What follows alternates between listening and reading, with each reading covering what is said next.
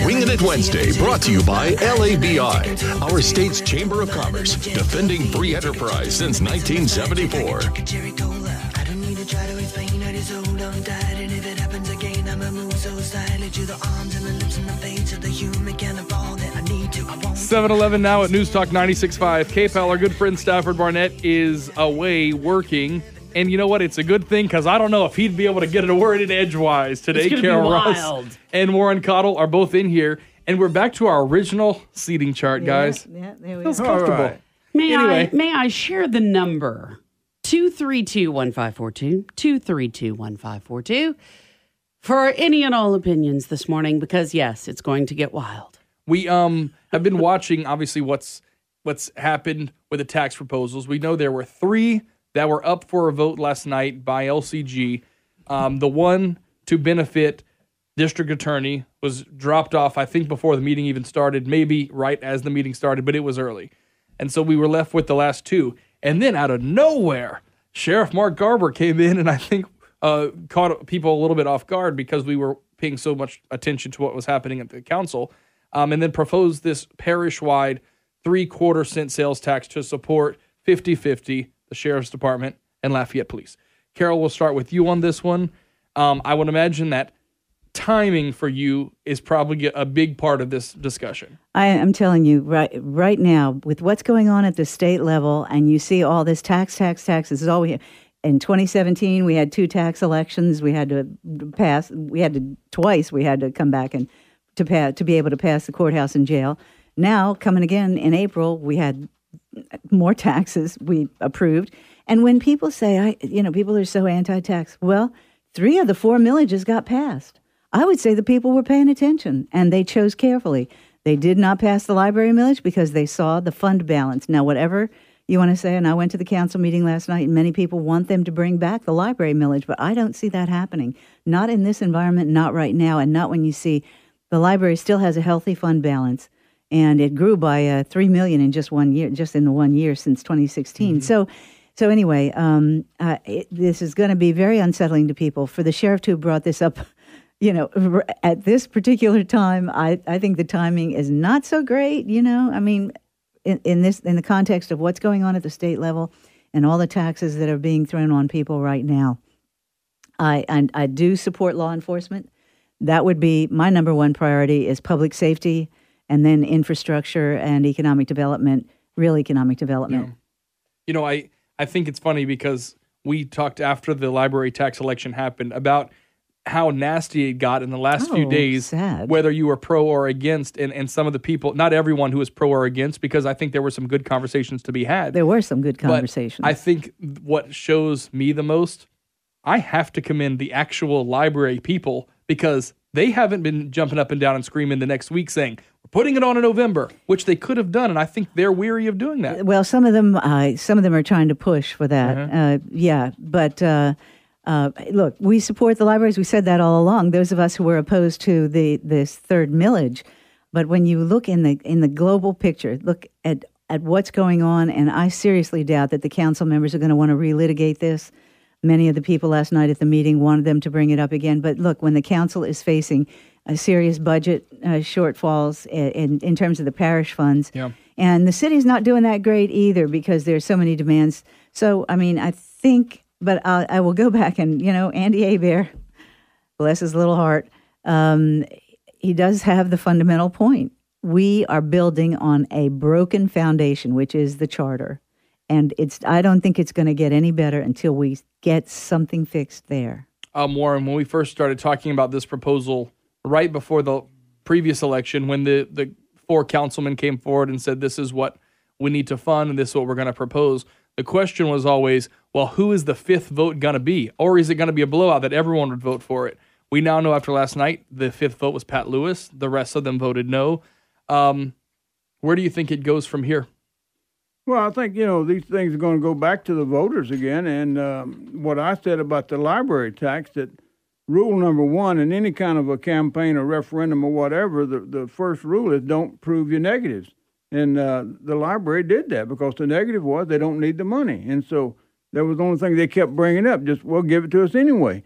whether you were for it or against it. I think that's the real thing that brought it down. Now, when these things come back up this time, are they going to prove the negatives again? And what are the negatives? You're overbloated. You got too many people. You got too much expenses. You got this, that, and other. We got too many people in jail, and on and on and on. So, I think what we really need is some transparency. And you keep hearing that word over and over and over. Senator Cassidy said the other day in Breaux Bridge when he was over there that he wants transparency in medical billing, so that you know what it's going to cost you when you go there and you have some options. And he gave it out about like a menu. People have wanted a menu. And he also gave it out about like timing. He said, so you got a baby, goes in, they said your baby needs a CAT scan. You can have it done at 10:30 tomorrow morning for $3,500, or you can come in at 2 o'clock in the morning Thursday night and you get it done for $250. Now, which do you want to do? And he said that most of us are going to say, well, our baby's going to be up at 2 o'clock Thursday morning, so we'll be here. And, that it's the same thing with these. What we need is some transparency. How many people do you have working in the sheriff's department? How many do you need? How many people do you have on the Lafayette City Police Department? How many do we need? How do we rank with other municipalities and counties that are roughly the same size as we are?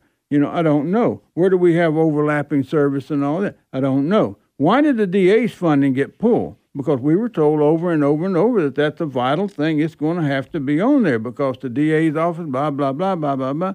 And that then somebody brought up the other day, said, why did the Lafayette Parish has got to have a tax to support the DA's office when the DA is in 3 parishes? So where does that money come from their place? And on and on. There's a lot of questions that's going to have to be answered. They need to be answered in open, and it needs to be truthful, and we need to have some good dialogue and some good discussion. Let's not have arguments, but let's have some civilized debates. We're ready to get your phone calls lined up at 232-1542. The vote last night came down, yes, Kenneth Boudreau, Jay Castile, Bruce Conk, Pat Lewis, and Kevin Nakamp. We'll talk to Jay Castile later on this morning. The no votes, Jared Bellard, Nanette Cook, Liz Webb-Hebert, and William Theriault. We'll go to the phone calls at 232-1542. Go ahead. You're on Wingin' It Wednesday. Okay, so first thing, definitely what Warren said, we need transparency, and not just a little bit. We need a lot. We need to know who's employed, what their position is, and what their responsibilities are, and what they're getting paid. Because some of them, you have a secretary, you have a clerk for the secretary, you have a clerk and a secretary for the administrative assistant. Like, how many people do you need to answer the phone and help people out?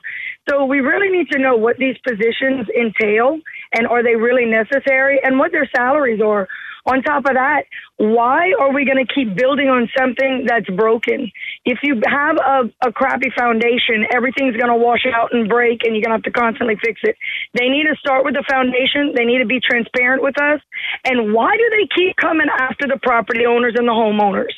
Why are we the ones to bear the burden for the entire parish or city? I mean, we can only handle so much, and then if it goes on the homeowners and the business owners, we homeowners get it twice, because when you go to the business, they pass it on us again. Yeah, see, that was the point I was going to bring up. Thanks, by the way, for your call. I was going to bring up where a lot of times when you hear these arguments and you have folks coming either on KPEL or giving interviews to the advertiser, they talk about a specific homeowner, but a lot is not played into the business owner who has a $5 million building somewhere. Oh, absolutely. And if you look at that, I had the listing about 5 years ago of the top 10 property taxpayers in Lafayette Parish. I mean, businesses pay fully two-thirds of the property taxes paid in Lafayette Parish. And when they develop that property, let's say they go from an agricultural, listing to up to a very nice building, that adds unbelievable amounts. Virtually, if you look at the listing of every subdivision that's taxed, that gets property taxes in Lafayette Parish, virtually everyone nearly doubled their collections over the 10-year period, except for the parish, General Alimony. That's the only one that went down. We'll wrap up this topic with another phone call. Line 2, good morning. You're on Wingin' It Wednesday. Go ahead. Yeah, New Iberia seems to be following in the footsteps of Lafayette, because they were asking for a tax as well. A property tax, and it's ridiculous because they don't even, with the taxes that they do receive, they don't even use those taxes for the services that we're supposed to be getting. If you drive around New Iberia, the roads are terrible, and the canals, you should see the canal. Those trees have been growing in those canals, blocking the pathway, for drainage. those trees have been in there for years and years and years. So they're not using the taxes for what they're supposed to. So, to ask for port taxes is ridiculous. James, you've hit on a fundamental problem. Trust. Yeah, if we don't see our money being used now. Thank you. Appreciate the call. I think it's one of those things. You have the short-term solution and long-term solution. I think people want the canals to be cut tomorrow, want the roads to be fixed tomorrow. In generations past, this is why you vote someone out of office. Because at the end of the day, you only have your hand as a constituent as much as the person you elected to represent you can do. And it doesn't make people happy because a lot of times someone might have a year left in their term or 2 years or whatever. And these are the conversations we're having. Dud Lestrapes, I had a conversation with him one time. I said, Dud, how did you pass that sales tax when things were not going well at all? And he said, well, we didn't pass it the first time, but we came back, transparency. We listed every project we were going to do.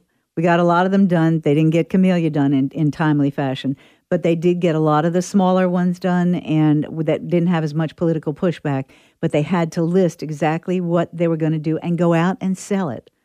And then the fact was that people trusted Dud because he was an honorable, trustworthy guy, and everybody knew it. All right, we're going to have a conversation. The guy brought up... I'm sorry, he was. I love Dud Lestrapes. He actually came in. Remember, he's a great guy. Several months ago. Yes. We're going to have the conversation about Iberia Parish next to pick up on something we started last week. So it's interesting the guy brought up what's going on down there. And then we'll widen our lens to what's going on in the state and, of course, in D.C. as well. Wingin It Wednesday, brought to you by LABI. It continues next, right here on News Talk 96.5 KPEL.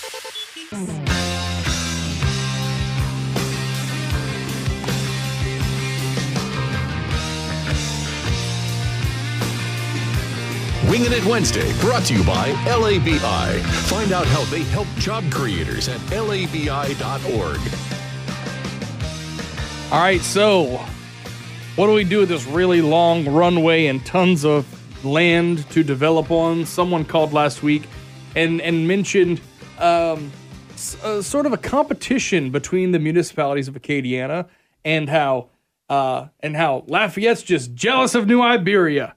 Talk about the ultimate personification between two municipalities and why the regional airport is in Lafayette and not New Iberia. We got tons of emails about it. We said we would bring it up today. Warren, we'll start this off with you. Your thoughts, the history. Why is it the way it is? First of all, I don't even know why the thing is even being mentioned again because, it's raised its head 2 or 3 times. There's a couple of things that were brought up last week. I don't know if it was on the air or whatever. One was that the runway at Acadiana Regional is longer than the longest runway at Lafayette. And I found out that is true. It is 24 inches longer. 24 inches. Yeah. See all that? 2 feet, Yeah. 2 feet longer. And that makes a lot of difference when you're talking about 747s and C-5A Galaxies, which have landed at Lafayette Airport. Mm-hmm. And but that's neither here nor there. The deal is Lafayette Airport is probably going to serve this community for at least the next 75 to 100 years, depending on what the population growth does, depending on what aviation does in that period of time. And even that being said, the population going to be growing more toward the south, the Morgan City and Franklin going to merge into New Iberia, where you got like 1 million, 2 million people living over there. Why doesn't Southwest and some of those other planes fly in here? And the reason is because there's not the people to support it. And they will tell you that straight up. When they did the tax for the terminal, the new terminal, which I think was the best program that's been run. They went out there, they put the tax up, they said, this is what it's going to do, this is how long it's going to be, this is how much money it's going to raise.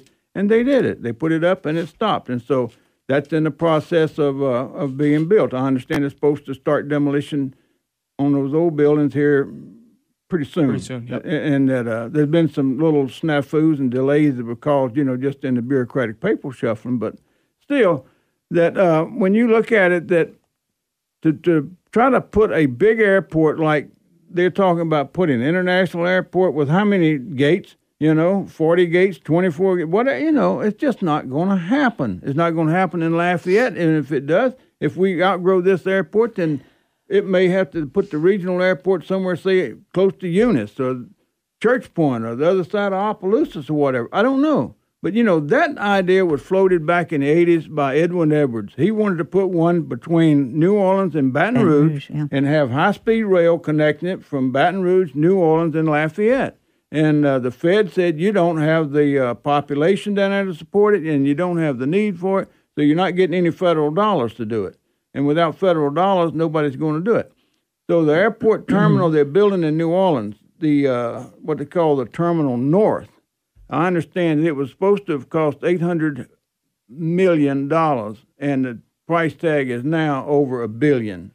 And so, and that's just the $200 million. Well, and that's about the size of the terminal and all that you're going to need if you build another airport. Yep. And that doesn't even include the infrastructure, roadways to get there, the extra runways you're going to have, and all of that. I mean, so you're probably looking at at least a couple of $1 billion project. Yeah. And hell, we can't even get past a $30 million bond deal. You know what, Carol? The one thing that stood out to me was every time we have a big hurricane, and we hear people openly asking why would insurance companies cover? Once you get to a certain point, once you're close to the Gulf and you're having either the barrier islands eroding or whatever, why would you put something that's that big that much closer to the coast? It makes no sense to me. Periodically I email Stephen Peacock to ask for updates on the airport and that sort of thing, and he's always very nice. He always, and so one of my questions was quite a while back. I think it was back in February actually, and it was the question about the Acadiana Regional Airport. And my question was, would you ever merge, or what's the situation there? And his answer was Lafayette Regional Airport. I know a good PR person wrote this. Lafayette Regional Airport manages our assets to surpass aviation forecast demands for our area, all the while maintaining a healthy relationship with Acadiana Regional Airport. Basically saying, we're better, but we're going to be friends. He got his money's worth out of the PR people. Well, maybe not quite his money's worth out of the PR people when you see what the PR people are making. But anyway, the Acadiana, I know. I stayed up too late. I went to that council meeting last night. It was up past your bedtime. Talk about political self-flagellation. Oh, my God. But but it was interesting. It's always interesting to see democracy at work. It's a question of demographics, really and truly. And as Warren said, the population isn't quite here for that kind of thing. And it's also a question of geography, where we're located in between, Baton Rouge, New Orleans, Houston. Our particular physical location, in a way, hampers us. Now, to get those big operators in here, we would have to guarantee them a certain amount of boardings. And if those boardings don't happen, who's going to pay? The airport. The airport is going to pay those people to get the additional boardings. It's all of a piece. Why can't we get the big conventions here? Well, we need, maybe a bigger hotel or something like that, but we need air service, number one. We need good air service to get people in here. So we'll see this region, this airport, the terminal, yes, and they did. That's probably one of the best tax propositions that's ever been done. 8 months, 1 penny, done. Now, they haven't gotten the state and federal money, I think, yet that they need. Yeah, but I think, isn't it something it will probably come. Yeah, it's something about the process, because isn't it the infrastructure has to be done, and then once the infrastructure is done, then we say, well, good, this looks like a good enough project to us, here's the check. Yeah, it comes with a lot of strings. You have to jump through a lot of hoops. But at any rate, I just don't see the Acadiana Regional Airport getting to that point yet. Now, they're doing some other things there where they're doing customs. Great work. They have customs now, because there was, remember we had them on, Bernie, and because it was a big deal when they had charter flights, whether it was bringing people down to Central America. Now, this was when oil and gas was still really booming. Right. And so I'm sure we're still paying a few like $60,000 a year salaries for no planes landing there, coming from international locations. Rob, you think? I'm just saying, we need to send them up here to work another TSA line is what we need. Oh, man. We're going to talk about what's going on in Baton Rouge as the governor's call for a special session comes out. Our Wingin It Wednesday panelists are here, and we finally got the governor's call for a special session. Worst kept secret in all of state government. We knew this was coming. And there was what had kind of floated around over the weekend, what some people were calling a fake budget. And it was, okay, let me think. It funded the health system. It there were some cuts to tops, and then all the rest of the departments had a 25% cut across the board. And everyone said, well, this is fake. Well, this is fake. And then yesterday we talked to State Senator Fred Mills, who says they can call it what they want to, but no one is going to be happy with where we end up on this because there are a bunch of things that need to be made. Carol, where do we even start with this? Let me see. What did Eric LaFleur say? It's a budget I don't know any of us will find acceptable, especially the people of Louisiana. Yes. I guarantee him we're not going to find it acceptable. It's a process we don't find acceptable. Well, it's a completely broken process. It's absolutely correct. They didn't like what came out of the House, so the Senate passed something equally bad. and now they're going to fix it in the 6th special session of the year. Do you wonder why people's heads are exploding?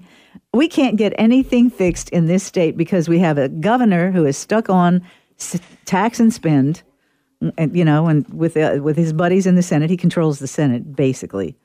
And the House, we have some conservatives in the House that are sick and tired of tax and spend, and they want to get something fixed. And so they, because he's got the bully pulpit, he's gonna blame the conservatives. He's going to blame the conservatives. Well, anyway, the senators reworked the proposal, and their budget version, to be debated by the full Senate, was debated by the full Senate, I believe. Shields, of course, that's what the headline in the paper is. The nursing home people have been shielded, but TOPS has been cut somewhat. And I mean, really, when you look at it, who are you going to take care of? The sick people and the poorest people? And let me tell you, this is another thing that really hurts. You have a governor who sent out eviction notices to the most vulnerable among us, and he thought that was a good thing to do. And concomitantly with that, they sent out postcards trashing legislators, saying that they're the ones who are, doing this to you. Yeah. After he bloated the Medicaid rolls that have largely increased the budget by almost the exact amount that he bloated the Medicaid rolls. Now, in fairness, the LaFleur came out and also said he understood why they had to be sent.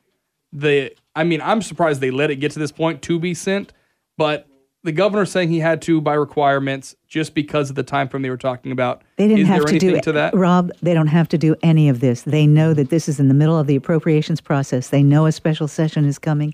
All they had to do was say, we're going to get this worked out, because they will, because they have to. Warren, I warned our Acadiana delegation, because I know KPEL is the station of choice for everyone who's driving to Baton Rouge in the morning. Absolutely. I warned them that they better not make this look too easy, because then everyone's not going to believe it the next time. It's going to be like the national hurricane forecasters when a hurricane's coming. We make it look like a big deal. Everyone evacuates. It costs them thousands of dollars, and then the hurricane hits Texas. The next time this comes around, people are just going to say, we'll figure it out. Is that what you really want from your voters, to not really care what you have to say? The worst part about all of this stuff is that it's just a replay of the same thing over and over and over. And, what that thing said, the definition of insanity is doing the same thing over and over, expecting a different results. And that, when the governor and them come out with this kind of trashy acting, I think it's going to hit them where it needs to, and that's going to be in the re-election votes. Because for years, and I've been in Louisiana now for 37 years, which is longer than most people here have been alive, probably. And I've Carol, for sure.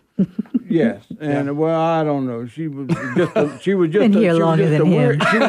mere little child. I was a kitty when I came. That's right. Yeah, we were in kindergarten, right? I wish. With your curls and pigtails.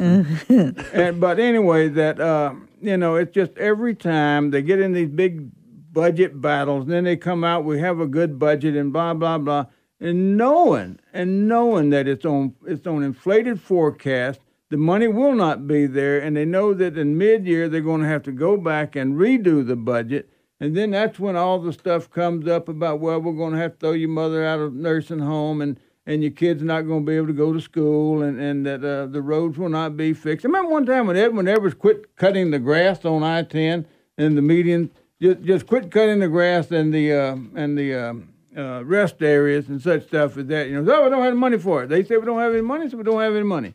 And, most people just kept on driving and said, well, it just looks pretty trashy.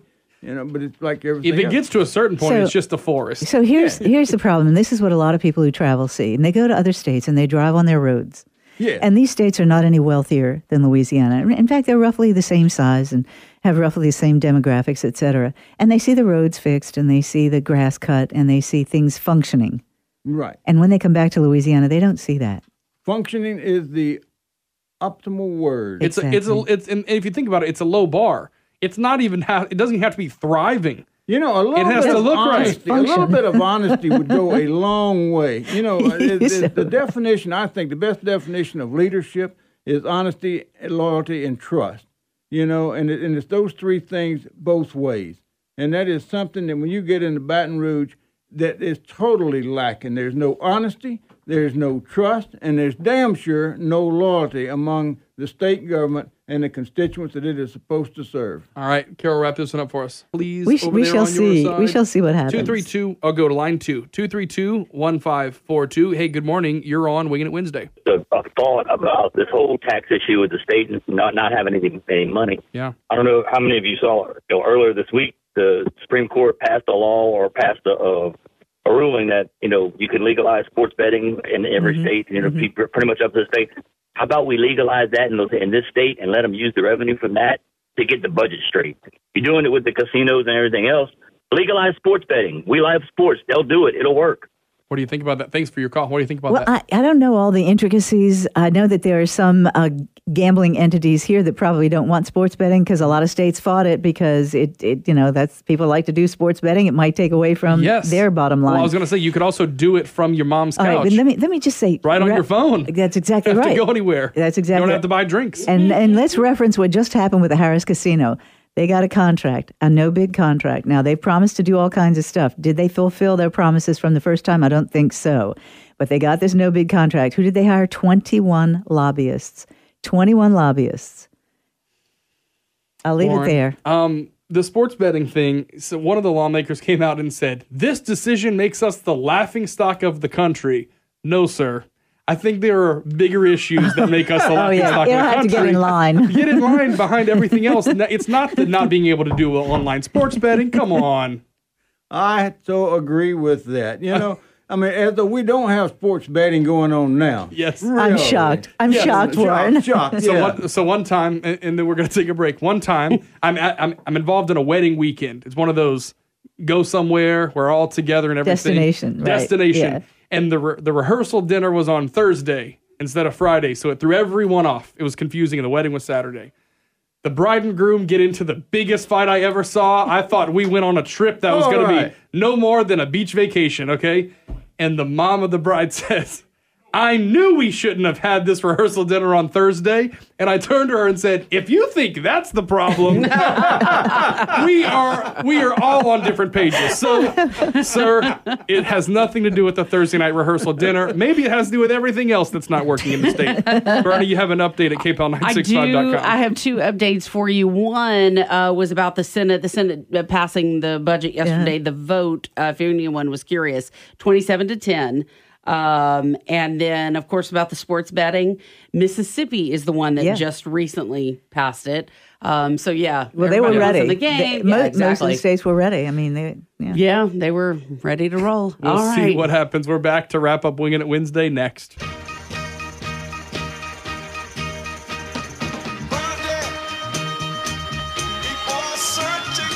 Wingin' It Wednesday, brought to you by LABI. For more information on LABI, follow them on Twitter at LABIBiz.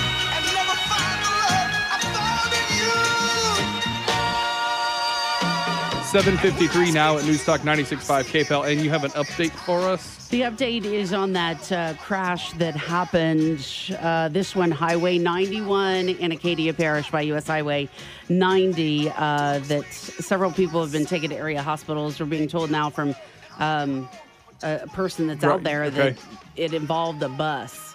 And so we're getting more information about, what happened, but it sounds like there was some sort of collision of some sort. At this point, we don't know we know that it is a fatal crash they're working. We don't know where that fatality happened, whether it was the other car, whether it was the bus. Right. We have all our best people on it, and we're going to work to get some information. Yeah. All right, we have about 5 minutes left of today's Wingin' It Wednesday, and A big event happened in Jerusalem. The U.S. Embassy moved there officially. A lot of pomp and circumstance.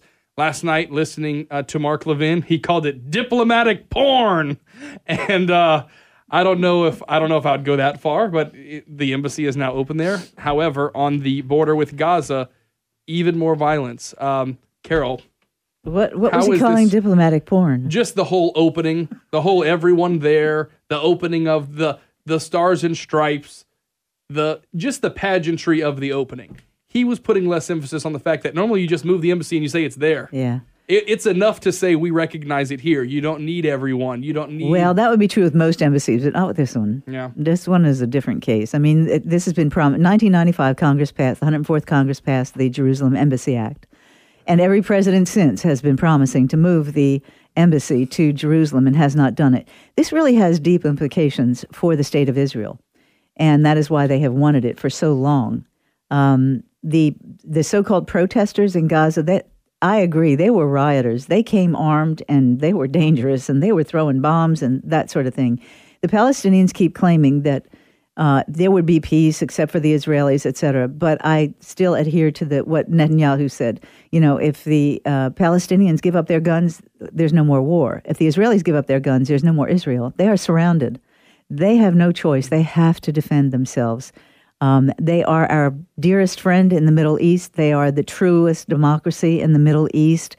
And I will give Trump this. He had the courage to do it. Maybe the pomp and circumstance was inappropriate. I don't know. I don't know. I think for the Israelis, it was so meaningful. So I defer to them. But I'll give Trump this. He had the courage to do it. He's not apologizing for it.